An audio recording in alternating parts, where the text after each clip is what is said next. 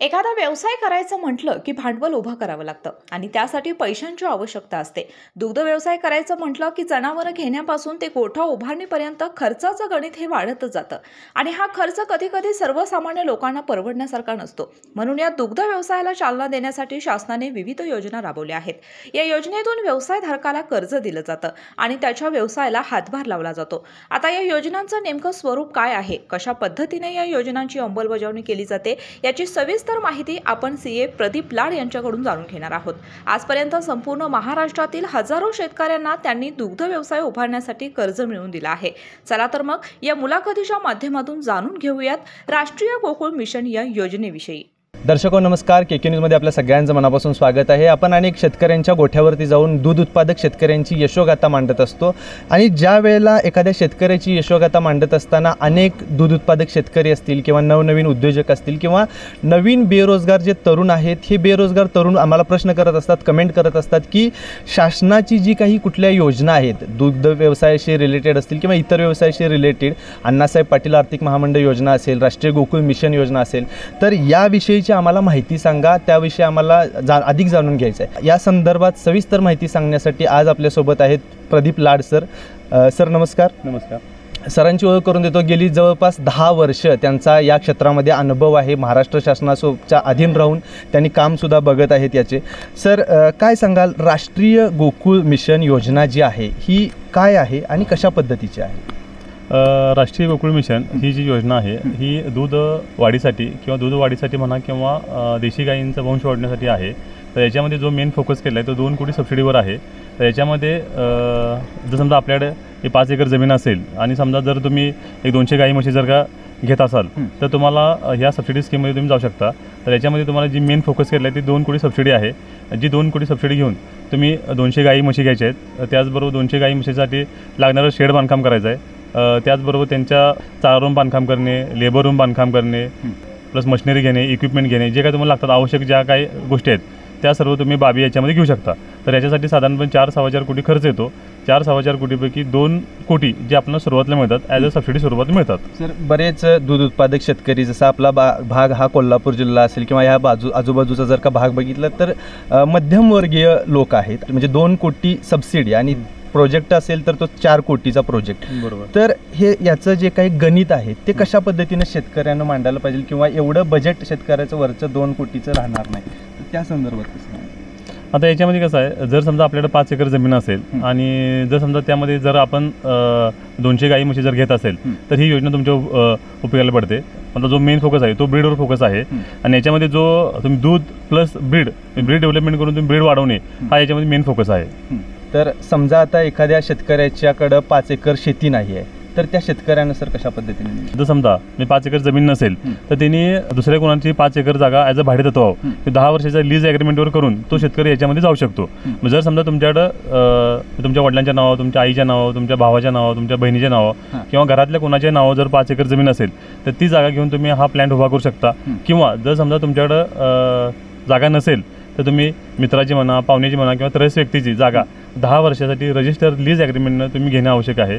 जर समजा तुम्ही तशी काही हे ॲग्रीमेंट केल्यानंतर तुम्ही ह्या स्कीममध्ये तुम्ही जाऊ शकता. 200 गाईच असतात की 200 म्हशीच घ्याव्या लागतात? आता याच्यामध्ये 200 गाई घेऊ शकतो. आता गाईमध्ये तुम्ही गिर गाई घेऊ शकता, देवणी घेऊ शकता, त्यानंतर थारपारकर घेऊ शकता किंवा एचएफ घेऊ शकता, जर्सी घेऊ शकता. त्याचबरोबर तुम्ही म्हशी पण घेऊ शकता. आता म्हशीमध्ये मेजर फोकस आहे, तुम्ही मोरा घेऊ शकता, जाफराबादी घेऊ शकता किंवा जे आपले देशी वंश आहेत त्या सर्व तुम्ही यामध्ये घेऊ शकता. किंवा तुम्ही 200 तुम्ही 100 गाई आणि 100 म्हशी पण घेऊ शकता. म्हणजे मिक्स असेल मिक्सही चालेल त्यामध्ये. फक्त 200चा जो काही काउंट 200च घ्यायला लागतील. 200 पेक्षा 190-180 यामध्ये चालणार नाही. आपल्याला 200 आकडा हा खूप महत्त्वाचा आहे. 200 गाई किंवा 200 म्हशी आपल्याला घेणं खूप गरजेचं आहे.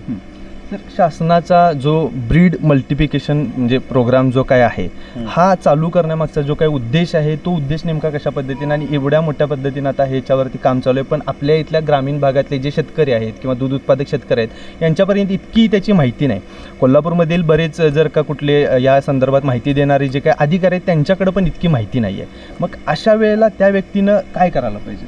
अशा वेळी त्यांनी जर समजा गुगलवर सर्च केल्यानंतर त्यांना माहिती मिळू शकेल. किंवा जर समजा त्यांनी जर का आम्हाला हे संपर्क केला, रिलेटिव्ह डॉक्युमेंटेशनचा पार्ट असेल म्हणा किंवा सबसिडीसाठी कोणकोणते डॉक्युमेंट लागतात म्हणा किंवा त्याच्यामध्ये ॲप्लिकेशन कसं करायचं आहे, त्यानंतर समजा त्याची स्टार्ट टू प्रोसेस कशी आहे, तर या संदर्भात आपण त्यांना गाईड करू शकू.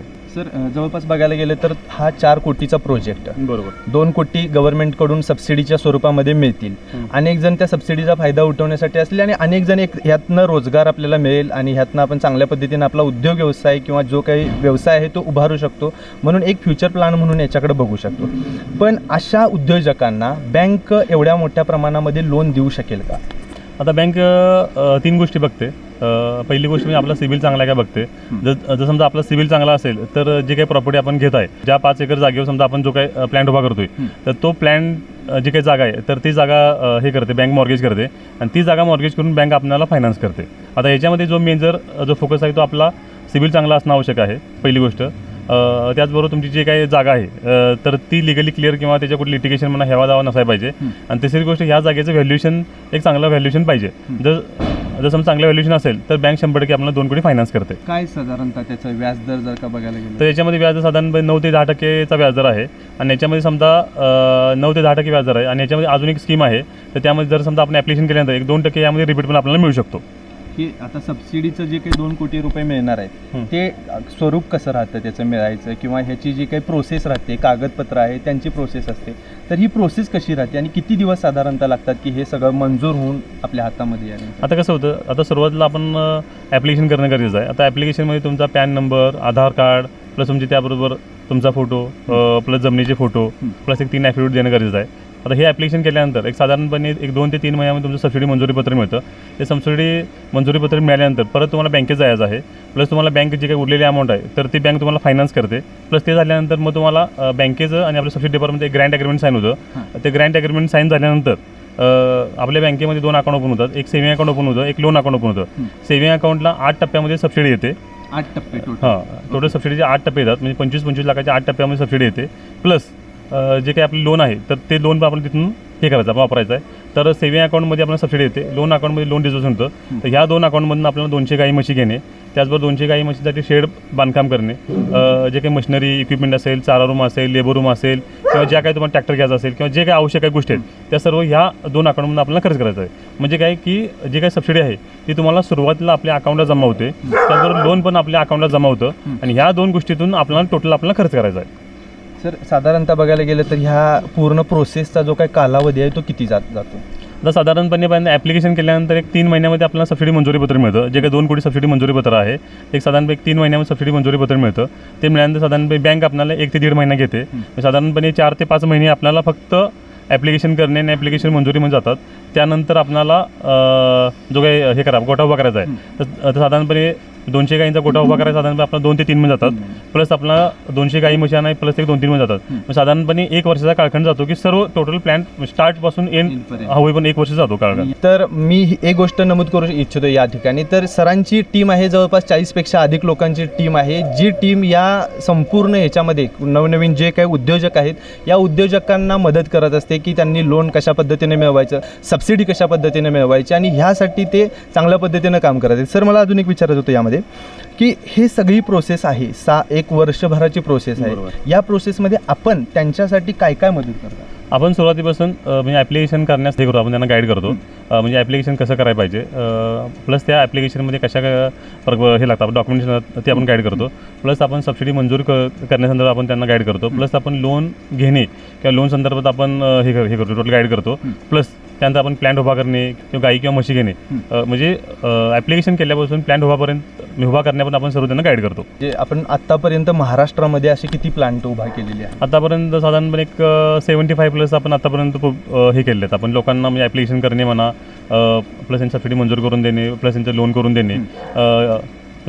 राष्ट्रीय गोकुळ मिशनमध्ये एक साधारणपणे 75पेक्षा जास्त आपण लोकांना आतापर्यंत काम केलेलं आहे. हो, सक्सेसफुली काम केलं. आता गोटे उभा राहिले किंवा बरेच म्हणजे आता माझ्यामध्ये बरेचसे असे गोटे आहेत जे सोलापूरला आहेत, पंढरपूरला आहेत, पुण्यामध्ये आहेत, तर ते सध्या आता गोट्याला सध्या उभा राहतात.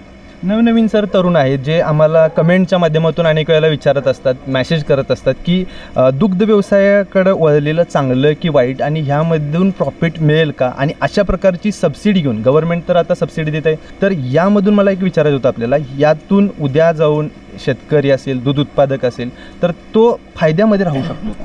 100%. आता ह्याच्यामध्ये कसं होतं, आता ह्याच्यामध्ये जी काही सबसिडी मिळणार आहे तर आपल्याला म्हणजे 4 ते 4.25 कोटीचा जो काही प्रोजेक्ट आहे बरोबर, तर 4 ते 4.25 कोटीमध्ये आपल्याला 2 कोटी सबसिडी मिळते. म्हणजे काय होतं, जे काही आपल्याला हप्ता असेल किंवा जो काही EMI असेल तो आपला साधारणपणे एक 50% कमी होतो. ज्या ठिकाणी साधारणपणे समजा आपण म्हणजे 100% समजा आपण जर का प्लॅन उभा केला किंवा समजा आपण 100% लोन घेऊन समजा म्हणजे आपला प्लॅन उभा केला तर कसं होतंय, साधारणपणे आपल्याला जो काही बँकेचा हप्ता येईल तो साधारणपणे एक 5 ते 6 लाखाचा हप्ता येतो. तर त्याऐवजी आपल्याला साधारणपणे 2.5-3 लाखाचा हप्ता यामध्ये येतो. म्हणजे काय होतं की महिन्याला आपल्याला 2.5 ते 3 लाख रुपये आपल्याला प्रॉफिटमध्ये येतो. जो की सबसिडी आपल्याला सुरुवातीला मिळाल्यामुळं जो काही आपला लोनचा हप्ता असेल किंवा इतर ज्या काही हे असेल गोष्टी असेल त्याचं जे काही बर्डन असेल ते बर्डन्स कमी होतं आपल्यावरलं. बर्डन सर, आता एखादी योजनेमध्ये ज्या वेळेला सरकार अनुदान देतं तर अनुदान दिल्यानंतर सरकारकडून त्याच्यावरती काही त्यांचे काही निर्बंध वगैरे काय राहतात काय याच्यावर? तर याच्यामध्ये असे निर्बंध काही नाहीत. मग गाई किंवा म्हशी आपण ओपन मार्केटमध्ये खरेदी करू शकतो आणि जे काही आपल्याला दूध मिळणार आहे किंवा जे काही आपण ब्रीड डेव्हलपमेंट करणार आहे वासरू किंवा कालवड तर ते आपण ओपन मार्केटला आपण विकू शकतो. हां, म्हणजे आपण ओपन मार्केटमधून आपण गाई म्हशी घेऊ शकतो आणि ओपन मार्केटला आपण दूध किंवा आपण सर्व विकू शकतो आणि ते सर्व आपल्यावर डिपेंड आहे. म्हणजे आपण दूध विकणे म्हणा किंवा दुधापासून आपण काय तर पनीर खवा दूध वगैरे त्याचं काय बाय प्रोडक्ट तयार करून पण आपण विकू शकतो. तर याच्यामध्ये असं काही बंधन नाही. तर नवनवीन जे काही उद्योजक आहेत, तरुण आहेत की जे दुग्ध व्यवसायाकडे वळू इच्छितात पण त्यांना अधिकची माहिती नाही आहे, अशा तरुणांनी निश्चितपणे मुलाखत ही मुलाखत फायद्याची राहील अशा तरुणांच्यासाठी. तर सर, असे जे काही तरुण आहेत त्यांच्यासाठी आपण काय संदेश काय द्याल?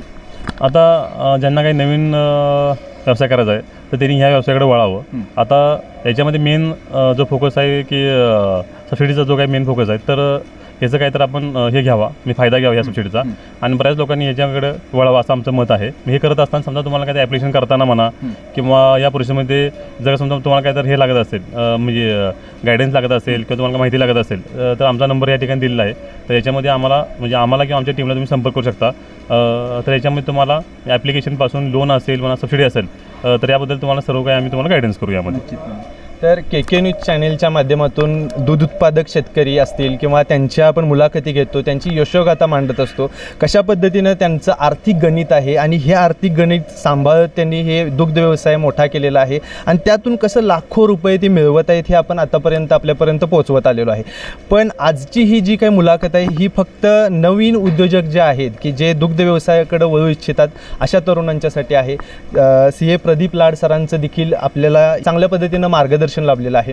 तर निश्चितपणे कुणाला काही कशा पद्धतीची अशी जर काही गरज असेल किंवा माहिती हवी असेल निश्चितपणे तुम्ही त्यांना कॉल करा. तुर्तास तरी या व्हिडिओसह मी इथं थांबतो. KK न्यूज चॅनलसाठी कॅमेरामन वैभव पाटीलसह मी अभिजित. धन्यवाद. अशाच नवनवीन अपडेट पाहण्यासाठी आमच्या KK न्यूज चॅनेलला सबस्क्राईब करा.